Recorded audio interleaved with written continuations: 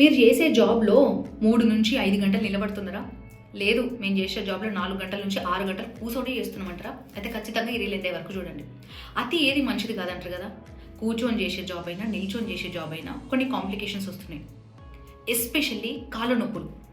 దీనివల్ల చాలామంది చాలా రకాలుగా సఫర్ అవుతున్నారు. ఈ మధ్య కాలంలో కోవిడ్ తర్వాత వర్క్ ఫ్రమ్ హోమ్ స్టార్ట్ అయిన తర్వాత చాలా మందిలో బ్యాక్ పెయిన్, నెక్ పెయిన్తో పాటుగా విపరీతంగా కాళ్ళ నొప్పులు కూడా చూస్తున్నాం. అంతేకాదు, మేము కూర్చుంటున్నాం కదా, మేము కాళ్ళ మీద ఏం వెయిట్ పడేలా చేయట్లేదు కదా అని అనుకుంటున్నారేమో. అది కూడా ప్రమాదమే అంటున్నారు డాక్టర్స్. ఖచ్చితంగా హాఫ్ అన్ అవర్కి ఒకసారి 5 to 10 minutes వాక్ చేయాలట. అమ్మో, అర్ధగంటకు 5 నిమిషాలు 10 నిమిషాలు చేస్తే గంటకు 20 నిమిషాలు అక్కడనే అనుకునే వాళ్ళు కూడా ఉన్నారు. అదట్లా పెడితే మేము నిల్సొని చేస్తాం జాబు కాబట్టి ఖచ్చితంగా స్ట్రెయిన్ మా కాళ్ళ మీదే పడుతుంది, స్ట్రెస్ బాగా పడుతుంది కాబట్టి, వెయిట్ అంతా పడుతుంది కాబట్టి మాకు ఈ కాంప్లికేషన్స్ వస్తున్నాయి.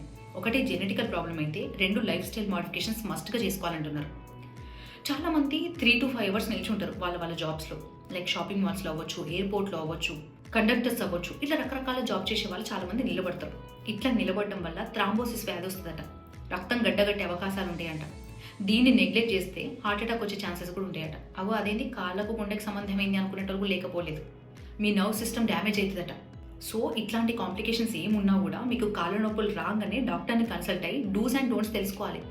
ఏం తినాలి, ఏం తినకూడదు, ఏం చేయాలి, ఏం చేయకూడదు, ఎంతసేపు నిలబడొచ్చు, ఎంతసేపు నిలబడొద్దు, వర్కౌట్స్ ఎంతసేపు చేయాలి, ఎంతసేపు చేయొద్దు, వాకింగ్ ఎంతసేపు చేయాలి, అసలు ఇంత నొప్పులు ఉన్నప్పుడు మేము వాకింగ్ చేయొచ్చా లేదా, ఎక్సర్సైజ్ చేయొచ్చా లేదా, జిమ్కి పోవచ్చా లేదా, ఫుడ్ ఇంటేక్ ఎట్లా తీసుకోవాలి, ఇట్లాంటి అన్ని కూడా తెలుసుకోవడం వల్ల ఈ థ్రాంబోసిస్ అనేది ఇనిషియల్ డేస్లోనే కంట్రోల్ చేయొచ్చట.